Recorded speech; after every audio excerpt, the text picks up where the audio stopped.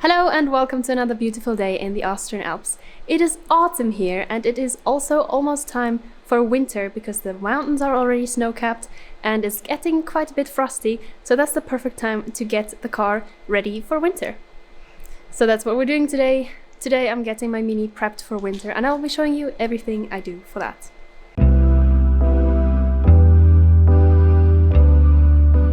On my Mini Cooper S, I use semi-slicks during summer, as I like to have a lot of grip when cornering the windy streets of the Austrian Alps. However, winter here is no joke, with temperatures plummeting to -20 degrees Celsius. Yet, the necessity for winter tires isn't exclusive to harsh climates. In fact, lower temperatures of just 5 degrees Celsius can already make summer tires less safe for driving. When temperatures drop, so does the flexibility of the tire. So a hard rubber compound like that of a summer tire or a semi-slick becomes rigid and unflexible, losing its effectiveness. For this reason, winter tires are made of a much softer rubber compound, allowing flexibility even in freezing temperatures and ensuring you still have traction on cold, slippery surfaces. The softness of the rubber allows it to conform to the irregularities of the road, creating better grip and therefore a safer driving experience. That being said, the first step to preparing my Mini for the winter is to change the summer tires for winter tires.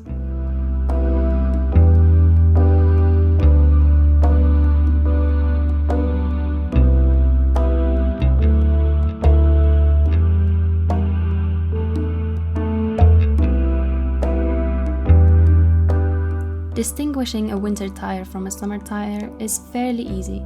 If you, for instance, look on the sidewall, you can see a pretty little snowflake or maybe a mountain with a snowflake on the inside, as well as the letters M plus S.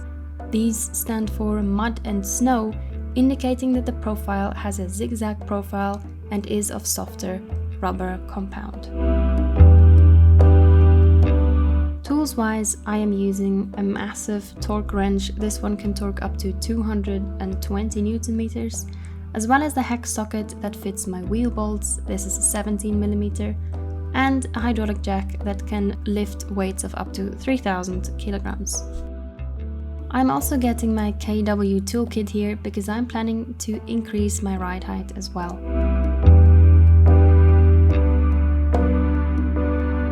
When lifting a car, make sure you use the designated lifting points. On the Mini, these are fairly easy to spot. To change the wheels, I like to first lift off a lot of weight from the wheel, but then make sure that it does still touch the ground, because otherwise it will spin as you try to remove the bolts. Add your hex socket to your torque wrench, make sure it's on the correct setting to turn backwards, and start loosening up the bolts by going in a star formation. Then continue to jack up the car all the way up and loosen up all of the bolts completely.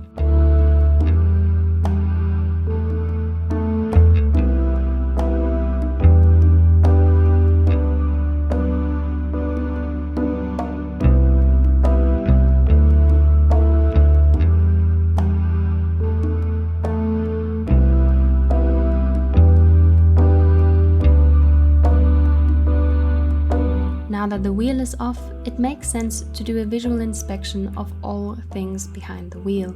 This includes looking at the brake system and really visually checking, does it still look good or might it need to be changed, as well as checking out the suspension on the back. The same goes for the wheel that we just took off. Visually inspect for cracks or anything similar, and also check out the actual rubber profile. You might be surprised how often a screw gets stuck in there.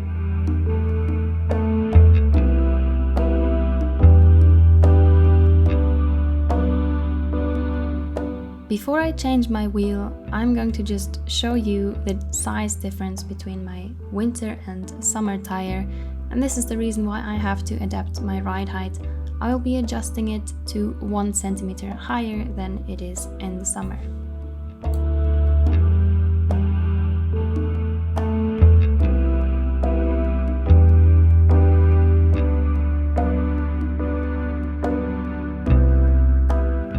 Now that it is time to actually put on the winter wheel, let's check out the difference between winter and summer tires. When I put the wheels side to side, you can see a very clear difference between the two. The winter tire on the left shows a zigzag profile, while the semi-slick on the right side is rather flat. Both tires have these V-shaped grooves or spies that are supposed to lead any potential water towards the back of the tire. And this is also how you can tell whether you have correctly mounted your wheel on your car, because you want to see the upside down V when you look at it from the back. Traditional summer tires tend to have a little bit more profile than my semi-slick, as you can see in this example. As time passes, the rubber on your tires naturally wears down, signaling the need for replacement when the tread depth becomes insufficient. To check this, look for tread depth indicators within the tire grooves. If your tread aligns with these indicators, it's time for a new tire. Alternatively, you can use a tread depth gauge for precise measurements.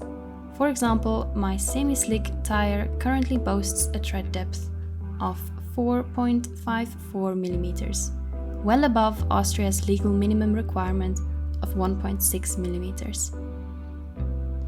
For my winter tire, I measured a tread depth of more than 7 mm. The legal requirement here is 4 mm for winter tires. Another important factor is age of the rubber. For instance, here you can see this tire was produced in the 12th week of 2021. Time to put the winter wheel on the car. Notice how, when looking from the back, you can see the upside down V-shape pattern of the tire. This is how you know you're mounting the correct wheel on the correct side.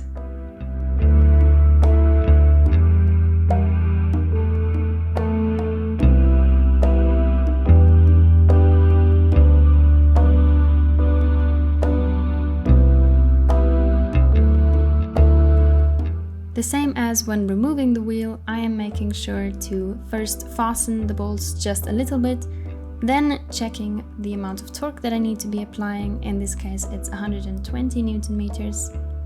Now I'm just dropping the car a little bit to make sure there's some weight on the wheel as I torque it down to 120 Newton meters.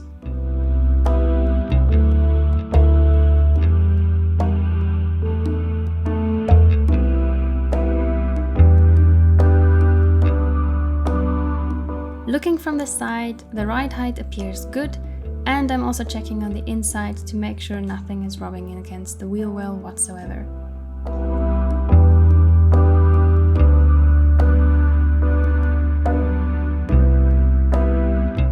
Now I'm just repeating the same thing on the other side. If you feel like you want to skip ahead, go right ahead, skip to the next chapter, otherwise enjoy some gentle music.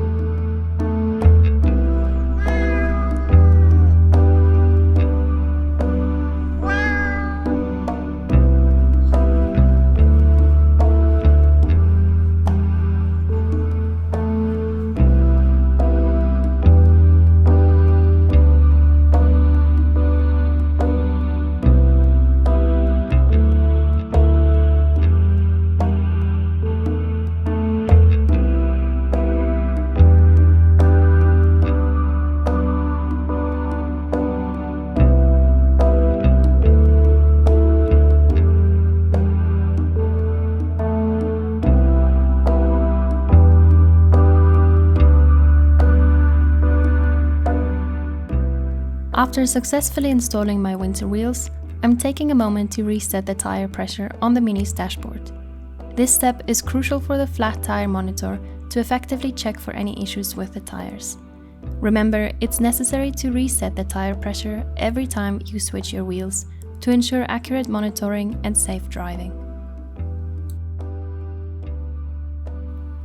To prepare for winter, there's a couple more things I like to check. It is a good idea to check the freezing temperature of your cooling liquid. During the annual check of the Mini, mine was measured to be good until minus 25 degrees Celsius. Make sure to replace it once in a while, but especially when its freezing point is insufficient. Since it operates in a closed system, topping up shouldn't be necessary.